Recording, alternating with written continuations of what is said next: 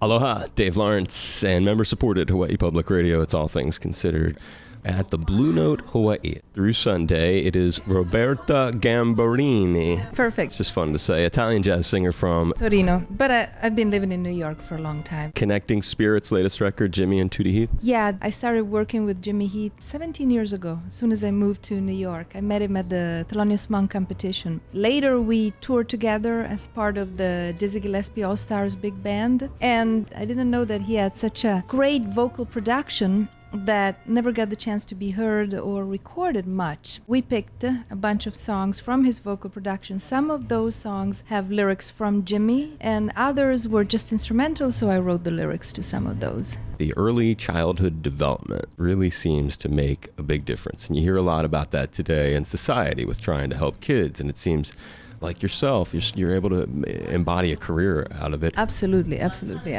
If there's a poster girl for early exposure to music, that would be me. Both my parents are big jazz fans. They used to also volunteer at a jazz club in northern Italy, so they not only had a really nice record collection, but also they used to take me with them when I was very small to hear music in this jazz club. Part of a network of clubs where a lot of greats used to come and play. And the first type of music I listened to was jazz. My dad and mom, there was an abundance of big band music. Count Basie was my dad's favorite, but also Duke, Chick Webb, Jimmy Lunsford. He used to play tenor saxophone when he was young, and they had a little jazz band called the Turin Boys. It cracks me up.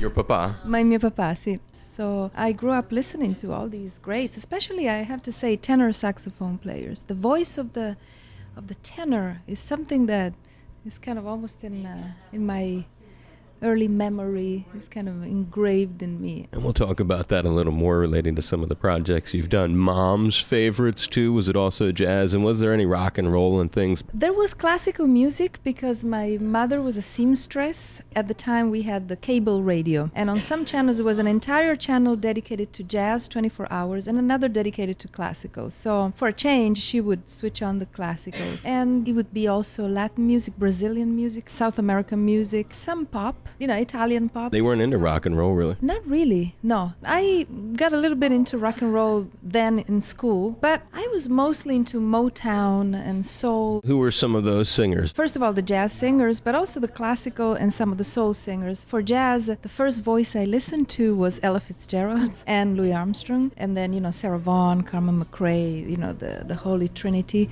and many, many, many more for jazz. For classical, the great voices, Callas, Tebaldi. I love opera. Leontine Price. For soul, I would say Marvin Gaye, Sam Cooke, and Aretha, of course, Aretha Franklin. I love gospel too. I listen to a lot of gospel and blues. Got a little bit of experience in radio and TV. Was that prior to getting to live in Boston? Yes, it was. I was very little, part of a vocal group that's called the Italian Vocal Ensemble. Live radio performances? Yeah. A lot of live radio performances. The third channel of radio was a lot dedicated to both classical, chamber, and jazz. In Italy, you're saying that these are like state radio? Yes. New England Conservatory. Is that your first experience living abroad? Can you explain how you ended up at this prestigious music school? I didn't stay there for long, I have to say, but when I was playing at a festival in northern Italy, in Valtellina, north of Milano, I met Dominic Eade, who's a wonderful singer. They were there to promote and to do auditions for jazz program at New England Conservatory. And she told me about the scholarship, the artist diploma. There was a little competition. I sent a tape and then I had to go there and do an audition. And I was lucky because they picked me, and it was a very interesting program. 2 years of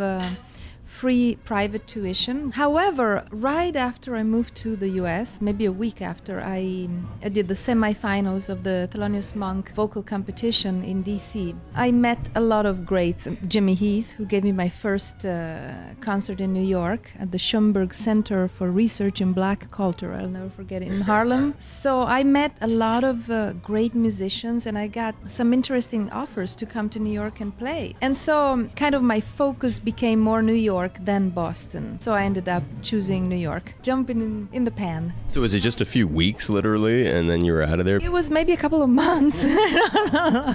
We were talking about it a little earlier, your love for tenor sax, and there's the Easy to Love album, and you sung horn solos by trumpeter Dizzy as well as tenor sax artists. For folks who are not as savvy about music as you and let other people into what that entails, explain you doing that with your voice. Well, the first thing is that the original musical instrument is the human voice. I'm naming just one artist. A lot of people who are not heavily into jazz will know, like Louis Armstrong, for example. The whole intent and the modulation of the instrumental sound is after the human voice. So these great instrumentalists were literally hollering, screaming, crying, saying things with their horns. At the same time, in jazz music, the singers who at the beginning played with these great instrumentalists started to live almost in symbiosis with the instrumental sound, especially the brass. And so there's always been in jazz music this kind of osmosis between, it's like the instrumentalists want to sound like singers, and the singers have a great feeling, not want to sound, but they have a great feeling for the reed, for the brass, for the instrumental sound. Also because, especially at the beginning, singers were inserted as part of ensembles with a lot of horns, like big bands and everything. So there was been this fascinating symbiosis. And so we have the great singers. I would say even blues singers like Bessie Smith sounds like an instrument to me. So this is a strong thing in jazz. The vocalist is really almost like it's part vocalist and part instrumentalist, which means that a vocalist plays with her voice, can go places with her voice. And improvisation anyway is always a byproduct of the story that's told by the lyric. But I get what your point is. Your voice is also, it can be like a hybrid between sounding like a voice and sounding like other things. It's like a tool that can do a lot. Yes, it can do a lot, and that's what gives us this freedom. You scat too so much. Yeah, I love to scat, and there again we go back to Louis Armstrong, the father of it. But it's like after the theme with the words come in and you tell a story, then you get to a point where you can say things that words cannot say.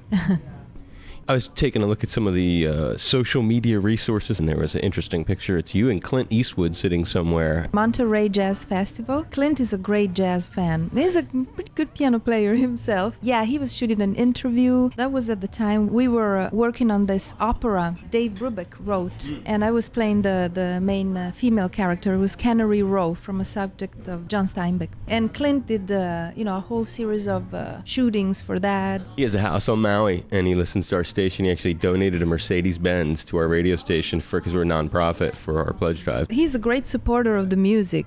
And a final question. You've worked with a lot of people. You like a lot of different things. Who is it when you think of folks that you have yet to cross paths with? They're an inspiration and you have yet to get your opportunity to do something professional. Well, it would be the great pianist Ahmad Jamal, but I know it's shooting really high, but the great Stevie Wonder, to me, is like a jazz musician. But, this dreaming. Yeah, there's nothing wrong with dreaming, and you're a very talented woman. Roberta Gambarini. Great. And your Italian is very good. Very good. Grazie. And thank you for talking to us, and hopefully down the road we'll have you back on HPR. Appreciate it. I would love to. Thank you so much. Thank you. Ciao, it's Roberta Gambarini, and you've made a great choice. You're tuned to my good friend Dave Lawrence. Ciao, Dave. Baci, baci, baci.